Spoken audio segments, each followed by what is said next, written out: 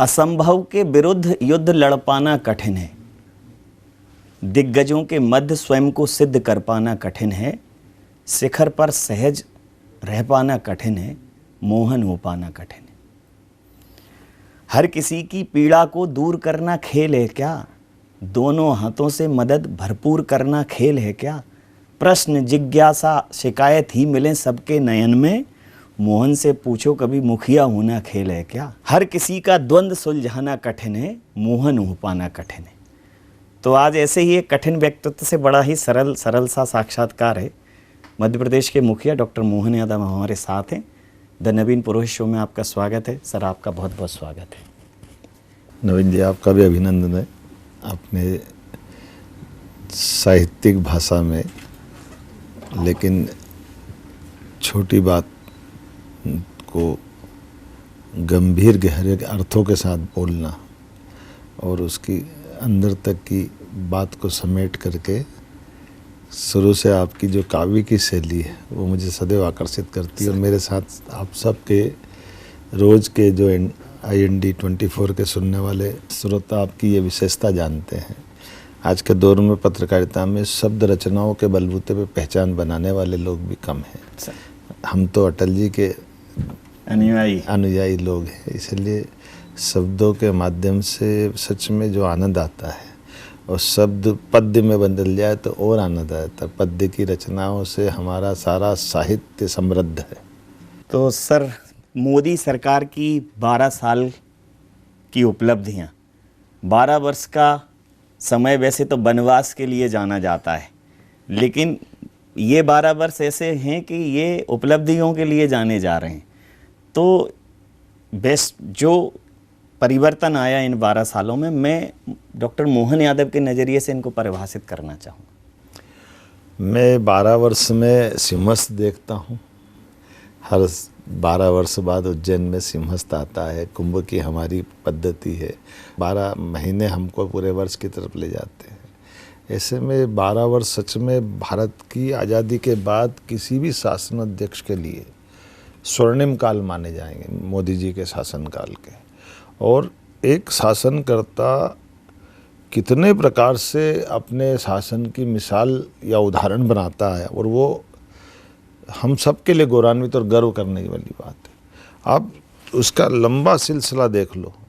जिस दिन वो प्रधानमंत्री के रूप में चयन करते हैं तो जीवन का पहला चुनाव लड़ते हैं और वो सीधे प्रधानमंत्री बनते हैं। वो एकमात्र ऐसे व्यक्ति हैं जो लगभग 30 साल पुरानी बहुदलीय प्रणाली से हट करके एक दलीय शासनकाल में वापस ले जाते हैं। बिल्कुल ठीक बात। ऐसे साहसी प्रधानमंत्री, कमोबेश 10 साल के बीते समय का प्रधानमंत्री जो बोल नहीं पाते थे, और हमको बड़ा दुर्भाग्य के साथ कहना पड़ेगा, सरकार पुराने समय में गुलजारी लाल नंदा से लगा करके किसी की भी देखी हो, लेकिन मनमोहन सिंह की जो सरकार थी, मनमोहन सिंह जैसे विद्वान की सरकार की UPA चेयरपर्सन से लगाकर उनके बेटे ने जो मजाक बनाया, ये उनका नहीं, ये पूरे देश की आबादी का मजाक था, लोकतंत्र का मजाक था। जब सरेआम बिल को फाड़ करके उनके मुंह पे फेंका गया, मैं मान के चलता हूँ कि ये ऐसा जो समय था उसके उल्टे ईश्वर ने ये जो 21वीं शताब्दी भारत की होगी, जो स्वामी विवेकानंद से लेके कई महापुरुषों जो की थी, मनमोहन सिंह जी के समय हमारे किसी के मन में नहीं आ रहा था कि ये खाली बालती बात होगी, कोई भारत की शताब्दी हो सकती है क्या। लेकिन हाँ, इस 12 साल में हम कह सकते हैं कि हाँ, ये भारत की शताब्दी होगी। और हम नहीं कह रहे, दुनिया के बड़े बड़े शासनाधीश बोल रहे हैं। तो जैसा आपने कहा कि ये शताब्दी भारत की है, तो भारत की जो छवि वैश्विक मंच पर, भारत की जो प्रतिष्ठा वैश्विक मंच पर बड़ी है, और भारत को आज विश्व की बड़ी अर्थव्यवस्थाओं में देखा जा रहा है, अर्थव्यवस्था की रीढ़ माना जा रहा है, तो इसको आप किस दृष्टि से देखते हैं? ये हमें फिर दोबारा बोलूँगा, ये स्वर्णिम काल की दृष्टि से देखते हैं, जब महिला, गरीब, युवा, किसान, सब वर्गों की समान बेहतरी के लिए, देश के आत्मसम्मान की दृष्टि से, देश की इकोनॉमी की दृष्टि से, देश की वैश्विक स्तर पर हमारी प्रभावी भूमिका की दृष्टि, अमृतकाल 2047 तक की अगर टारगेट तय करके सरकार कोई सोचती है, GST कलेक्शंस लगाकर नदी जोड़ो अभियान तक के कई प्रकार के प्रयोग, आज मोदी जी के शासनकाल में हुए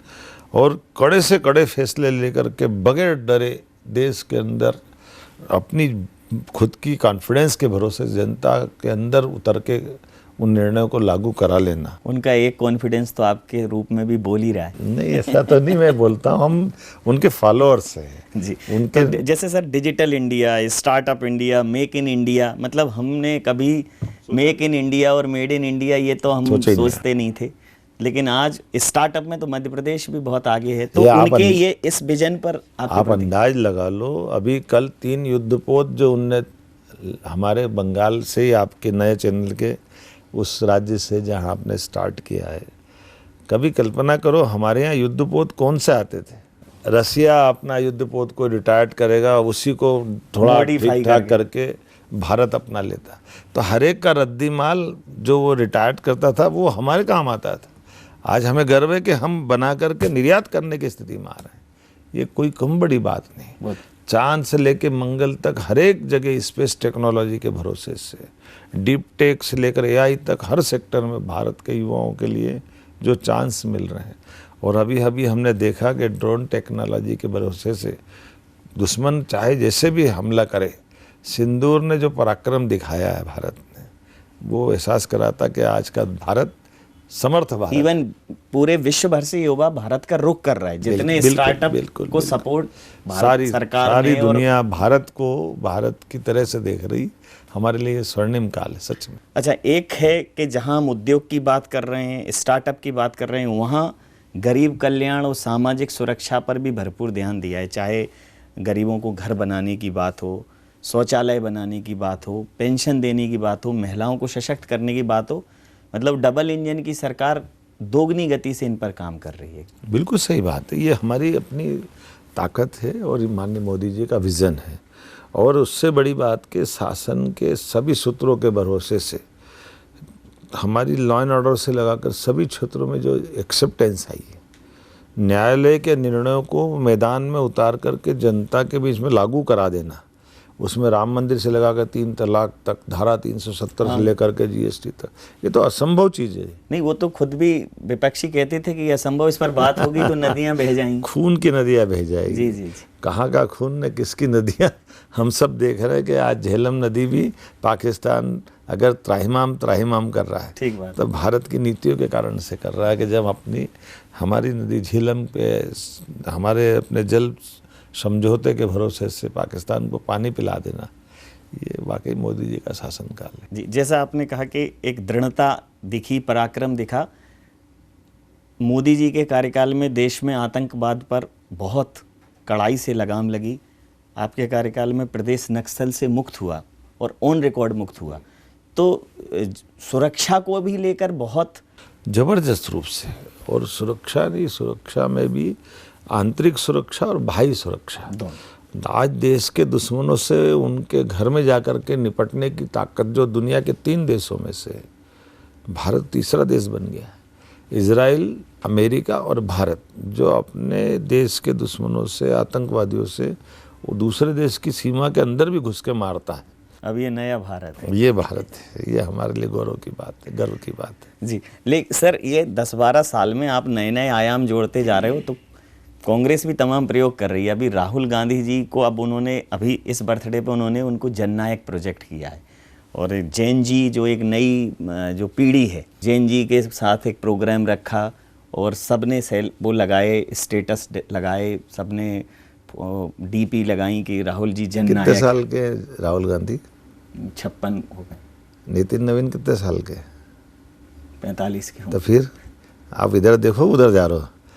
देखो, ये है भाजपा और ये हमारा नेतृत्व और ये हमारे काम करने का तरीका है कि जो जननायक होना चाहिए, युवा होना चाहिए, तो युवा को राष्ट्रीय अध्यक्ष तक बनाने की हिम्मत। और ये कांग्रेस का डर है कि कांग्रेस के अंदर आज राहुल गांधी को दिखाते, लेकिन राष्ट्रीय अध्यक्ष उनका 84 साल का है। अब भूलो मत, एक उनको कोई याद करेगा कि नहीं करेगा। तो ये कांग्रेस का सारा ड्रामा पूरा देश जानता है। इसलिए राहुल गांधी फ्लॉप शो है।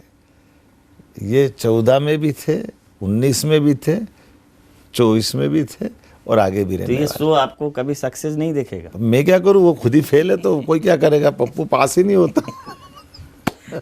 अच्छा, अभी मैं वैश्विक और राष्ट्रीय स्तर से इतर में फोकस करता हूँ आपके 2.5 वर्षों के कार्यकाल पे।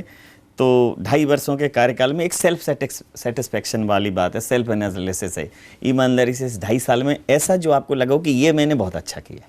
देखो मैं बताऊं, जैसे आपने लाल सलाम को आखिरी सलाम किया ना, जी जी। ये वाकई हमारा जीवन धन्य होता है। कभी सोच नहीं सकते थे कि नक्सलवादियों का हम अंत कर पाएंगे, लेकिन यशस्वी प्रधानमंत्री के मार्गदर्शन में, माननीय अमित जी के कुशल नेतृत्व में, जिस प्रकार से हमने इस बड़े एक बहुत बड़े लक्ष्य को प्राप्त किया, जिससे भविष्य में बालाघाट, मंडला, डिंडोरी, पूरा ट्राइबल बेल्ट में विकास का एक नया सूर्य निकला है। कई प्रकार से लोगों ने उसका जो स्वागत किया वो अद्भुत है। और केवल ये नहीं, हम लाइन से कई सारी बातें बता सकते हैं। लॉ एंड ऑर्डर मेंटेन किया, साथ में निवेश और रोजगार पर बहुत फोकस किया। जैसे इंडस्ट्रियल समिट हमेशा होती थी। भगवान राम के राम मंदिर का जो आनंद है वो भोजशाला में मध्य प्रदेश ने भी लिया है। बिल्कुल। वो 500 साल पुराना फैसला था, ये 750 साल पुराना फैसला। और वहाँ तो आपने अब ये डबल इंजन की सरकार है, मोदी जी के नेतृत्व में देश आगे बढ़ रहा है, मध्य प्रदेश भी उनके साथ कदम ताल कर रहा है। इंडस्ट्रियल जो डेवलपमेंट के लिए आपने जो रीजनल समिट होती थी उनको आप रीजनल लेवल पर ले गए। पहले प्रदेश स्तर पर होती थी, आप शोकेस करने दूसरे प्रदेशों में गए, विदेश गए, मतलब संभाग स्तर पर भी गए और वैश्विक स्तर पर भी गए। और मध्य प्रदेश में अभूतपूर्व निवेश भी आया। तो निवेश और रोजगार को लेकर और क्या प्राथमिकताएं रहेंगी? देखिए, हमने कहा कि हमने राज्य की माननीय मोदी जी के विजन के हिसाब से ये 4 श्रेणियों में हमारी आबादी को बांटा है। इसलिए हमने अपनी सरकार का पहला साल 24 को, जो लोकसभा चुनाव तक गया था मई जून तक, तो उसको उस तरह से हमने सरकार के सभी प्रकार के सुशासन के पैमाने देखते हुए पूरा किया। लेकिन 25 से हमने अपने एक एक वर्ष को एक एक 4 श्रेणी में बांटा। 25 हमने रोजगार वर्ष गरीबों के लिए समर्पित किया, 26 हम किसान कल्याण वर्ग के लिए जा रहे हैं, 27 हम युवा के लिए जा रहे हैं और 28 हम महिलाओं बहनों के लिए। ये 4 वर्ष में चारों हमारी सरकार की प्राथमिकताएं तय हो गई। वो चारों को मिशन मोड में ले जा रहे हैं और मिशन मोड के माध्यम से राज्य की इकोनॉमी, राज्य के अंदर सब प्रकार के सुशासन के तत्व और विरासत से विकास को जोड़ने वाली जो हमारी अवधारणा, जो सांस्कृतिक राष्ट्रवाद की तरफ ले जाती है, हम उस पर आगे बढ़ रहे हैं। मध्य प्रदेश की सांस्कृतिक चेतना को जागृत करने का आपने बहुत ही अद्भुत प्रयास किया। सांस्कृतिक अभ्युदय मध्य प्रदेश का वैश्विक पटल पर है। मतलब उज्जैन की कालगणना को पहचान वैश्विक स्तर पर मिली, महाराजा विक्रमादित्य को पहचान मिली, भोजशाला की बात हो, श्री कृष्ण पाथे हो, रामबन गमन पथ हो, वैदिक घड़ी हो, जी वैदिक घड़ी हो, और तमाम जो हमारे धार्मिक स्थल हैं उनको वैश्विक विस्तार देने की बात है। तो हमारी सांस्कृतिक चेतना जागृत हो, विकास की भीड़ में विरासत न भूलें, ये हमेशा ध्यान में। जी जी, हमने प्रयास वही किया है कि जब हम सुशासन की बात करते हैं, रामराज्य की बात करते हैं, तो कलयुग में रामराज्य विक्रमादित्य के शासनकाल से याद दिलाता है। इसलिए विक्रमादित्य के जीवन के वो सारे पक्ष जो इतिहास में हमको गौरवान्वित करते हैं, उसको यथार्थ रूप में लाकर दिखाने के लिए यशस्वी प्रधानमंत्री के शासनकाल को आदर्श रूप में लेके चल रहे हैं। जब एक व्यक्ति कितने प्रकार से बदलाव लाता है, ये विक्रमादित्य काल में हुआ या मोदी जी के काल में हुआ, आंखों के सामने दिखाई देता है। अच्छा, विक्रमादित्य महानाट्य को इस बार तो मतलब देश बनारस में, दिल्ली के लाल किले में, जी जी, तो हर जगह ये विक्रमादित्य के जीवन के सब पक्षों पे अलग अलग रूप से काम कर रहे हैं। उन पे एक रिसर्च सेंटर है जो रिसर्च करता है, जो फेलोशिप वगैरह हम देते हैं। एक तरफ आर्कियोलॉजी से लेकर सब प्रकार के प्रमाण जुटाने का काम अलग चलता रहता है। तो उस काल के सिक्के, उस काल के वस्तुएं, उस काल के आभूषण, उसका अलग काम चलता है। एक साहित्य के सृजन का काम भी चलता है, जो अलग अलग काल के उसमें और बाद के परवर्ती काल में जो जिनने साहित्य रचा है। क्योंकि विक्रमादित्य के बाद उनके स्वनाम धन्य उपाधियाँ चलती गई, तो ये कई बार हमारे जो विधर्मी लोग हैं उसको कन्फ्यूजन डालते कि कौन से विक्रमादित्य, लेकिन हम आदि विक्रमादित्य की बात करते हैं जो विक्रम संवत प्रवर्तक है। उसी प्रकार से लोक रंजन के लिए महानाट्य के माध्यम से लघु एक उस समय का स्वरूप का मंचन सजीव रूप से करा देते हैं। एक पूरा वर्ष ही किसानों को समर्पित कर दिया है, तो किसानों के लिए मध्य प्रदेश में हमेशा दावा किया गया किसानों के लिए सबसे महत्वपूर्ण योजना क्या रही है और किसान क्या रहेगी? कल्याण वर्ष में जो हमने कमिटमेंट किए थे जी। आप अंदाज लगा लीजिए कि हमारे राज्य के अंदर 2047 तक बिजली की कोई कमी नहीं आएगी। ये बिजली हमारे पास आज भी सरप्लस है, आने वाले समय तक और होती जाएगी। रिन्यूएबल एनर्जी में भी मध्य प्रदेश आगे बढ़ रहा है, प्राकृतिक खेती में आगे बढ़ रहा है। हमारे राज्य वो राज्य है जो सबसे पहले भावांतर स्कीम सोयाबीन में सार्थक रूप से किसानों को एमएसपी पे न्यूनतम मूल्य दिला करके हमारी प्रतिबद्धता दिखा रहा है। खरीदी में समस्या आई तो आपने टाइम एक्सटेंड किया। टाइम एक्सटेंड किया कि अभी गेहूं खरीदी दुनिया में, मतलब पूरे देश के अंदर भारत उदाहरण बना जो छोटे किसान से सबसे पहले अपनी फसल खरीदता है, फिर मध्यम वर्ग के किसान से खरीदता है और अपने ही रिकॉर्ड तोड़ते जा रहा है लगातार क्रमशः, और रेट भी उस ढंग से बढ़ाते जा रहा है। और जो हमने संकल्प पत्र में सरकार बनाने के पहले बात कही थी उसकी भी प्रतिपूर्ति की तरफ आगे बढ़ रहा है। आप 2.5 साल में सुपरसोनिक स्पीड से चल रहे हैं और कांग्रेस कह रही है कि मध्य प्रदेश की जनता ऊब चुकी है बीजेपी से। ये तो कांग्रेस आईना खुद का देख ले तो उनको अपना चेहरा दिखेगा। एक तरफ कांग्रेस ने 55 साल तक, आप अंदाज लगा लो, 1956 में मध्य प्रदेश बना और 2002-03 तक कांग्रेस की सरकार अधिकांश समय पूरी रही, लेकिन केवल 5000 मेगावाट बिजली का उत्पादन होता था। आज हमें गर्व 25,000 मेगावाट का उत्पादन हमारे राज्य में हो रहा है। कांग्रेस के शासनकाल में 1956 में 100 रुपये क्विंटल गेहूँ था, 55 साल में केवल 450 रुपये क्विंटल तक था, 250-300-400 रुपये उनकी 55 साल में। उसके उलट जो 2002-03 में गेहूं था आज 2625 रुपये क्विंटल हम खरीद रहे हैं। ये हमारी प्रतिबद्धता है। कोदो कुटकी को कभी उपार्जन में लेने का काम नहीं था, कोदो कुटकी हम खरीद रहे हैं। नदी जोड़ो अभियान पे काम कर रहे हैं। सिंचाई का रकबा 7.5 लाख हेक्टेयर 55 साल में था, आज इस बात का मैं आपको गर्व के साथ बता सकता हूँ 65 लाख हेक्टेयर का सिंचाई का रकबा मध्य प्रदेश में हुआ है। और जो हमारी सरकार का टेन्यूर पूरा होगा तब तक हम 100 लाख हेक्टेयर तक ले जाएंगे। आपकी व्यस्त दिनचर्या के बीच में ऐसा कौन सा क्षण होता है जब आप बहुत संतोष में रहते हैं? देखिए, राजा का या शासनकर्ता का उत्तरदायित्व कभी रिलैक्स में रहना नहीं है। वाह। मैं इस बात को थोड़ा सा इस तरह से मान के चलता हूँ। इसमें तो आपने वो तोड़ दिया है रिकॉर्ड के, जो मेहनत में जिन भी राजनेताओं का नाम आता था, मतलब 18-20 घंटे का तो शेड्यूल ही जारी होता है आपका। कब सोते हैं, कब कैसे करते हैं? देखो, ये बात सही है कि ये हमारे लिए आदर्श उदाहरण मोदी जी फिर वापस है। 25 साल का उनका ये सभी शासन की व्यवस्था, मुख्यमंत्री करके गुजरात और बाद में अभी प्रधानमंत्री करके देश, एक दिन छुट्टी नहीं ले रहे हैं, एक दिन विश्राम नहीं करते हैं और सतत काम करना। और मैं समझता हूँ कि उनके आदर्श को सभी को पालन करना ये हम सबका दायित्व है और वो हमारे लिए सब अपने सहजता के साथ करने की आदत डालते हैं। मुझे गर्व है कि हम ऐसी पार्टी के अंदर हैं जिसने अपने आदर्श को सामने रख करके अपने लिए मार्ग चुना है। बतौर मुख्यमंत्री जब राजनीति के अखाड़े में आए थे तो सबको लगा कि नए पहलवान हैं, लेकिन उज्जैन के अखाड़े से निकले हुए शख्स ने अपनी काबिलियत और अपने काम की दम पर सब कुछ चारों खाने चित कर दिया। तो कौन सा ऐसा है? कोई नहीं खाने, चारों खाने चित नहीं किया, कोई खाने नहीं है। हमारा ये परिवार भाव से संगठन के आधार पर चयन भी हुआ था और सरकार भी परिवार भाव से चलती है। मुझे गर्व है कि हम प्रेम भाव से सारा ये काम करते हैं। उज्जैन की सांस्कृतिक और आध्यात्मिक भूमि का आपके जीवन पर बड़ा गहरा प्रभाव है और वो इस बार का सिंहस्थ एक अलग ही स्तर पर होगा कि आपने ये भी कहा है कि इस बार शिप्रा मैया के ही अमृत जल से लोगों को स्नान करने को मिलेगा। तो सिंहस्थ की प्रस्तावना को मैं किस स्तर पर देखूं आपके दृष्टिकोण से? देखिए, ये भगवान के आशीर्वाद से इतना बड़ा मेला होता है। हम तो निमित्त हैं, वो बाबा महाकाल की नगरी है और हम सब ईश्वर में विश्वास करने वाले लोग हैं।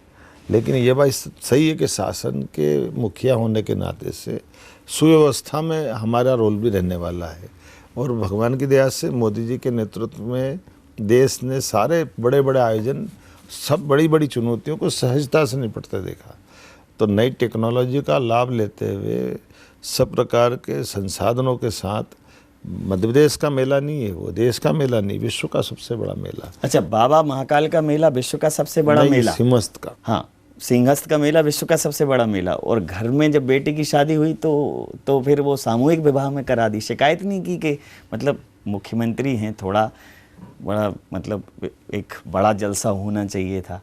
देखिए, जब हम ये व्यक्तिगत सवाल है, लेकिन मैं आपने कहा तो जवाब देता हूँ। आप राजा का कुछ भी व्यक्तिगत नहीं है। मैंने इसलिए जवाब देना उचित समझा, राजा तो नहीं, हम तो प्रजा हैं, मतलब एक सेवक के नाते से बात करें तो। लेकिन ये बात सही है, मुखिया की बात कर लें। मैं जब विधायक था तब से मैं अपने क्षेत्र में बोलता आया हूँ कि हमको जो समाज के अंदर कुछ अच्छी बातों के लिए लगातार काम करना चाहिए। जैसे मौत मैयत में अनावश्यक खर्चा नहीं करना चाहिए, शादी भी दिखावा क्यों करें, हम उसको सामूहिक विवाह से कर लें, इसमें पैसा भी बचता, समय भी बचता और संसाधनों से भी जूझना नहीं पड़ता। और इसलिए जो बड़ा व्यक्ति है उसको ज़रूर करना चाहिए। मुझे इस बात का गर्व भी है कि ये मैंने अपने बेटे से कहा और उसने माना, और दोनों बेटे का विवाह मेरे मुख्यमंत्री रहते रहते हुआ। एक बार शुरू में 50 लोगों के साथ हमने शादी की थी, दूसरी बार उन्होंने कहा सामूहिक में करो, वो सामूहिक में हो गई। अच्छा जी। अच्छा, एक हमेशा एक मिथक था उज्जैन को लेके कि मैं उज्जैन में कोई रात नहीं रुकता, आप दिन रात रुकते हैं, तो डर नहीं रहता कि कहीं सत्ता? देखिए, मैं आपसे पूछता हूँ, आपका जन्म हो रहा बाकी है क्या? तो जब जन्म हो गया तो अब मौत ही तो आना है, तो जब आना ही है तो डरना क्या है? जीवन में एक ही बार आना है, तो उससे डरना क्या है? परमात्मा की दया से, और अगर जिस दिन आना है 7 ताले में भी रहोगे तो कोई रोक नहीं सकता। ये बाबा महाकाल की नगरी से, बाबा महाकाल की कृपा से हम सबको इस यथार्थ को अंदर से बिठा लेना चाहिए। और मोदी जी आदर्श हैं, आप बताइए, उनके जीवन में कोविड से लेकर कई चुनौतियां आई, आने थे, लेकिन उनने हर बार आगे बढ़कर उस चुनौती का सामना करते आपदा में से अवसर निकाला। तो ये जो सकारात्मक दृष्टि, इस दृष्टि से चलने से बात बनी। तो इतनी चर्चा के आधार पर तो मैं अगर आपको परिभाषित करूं तो मैं यही कहूँगा कि हर सन्नाटा मुखरित होगा जब मैं स्वर लेकर पहुँचूँगा। मैं मोहन नई राह चला हूँ, जनता के दिल तक पहुँचूँगा।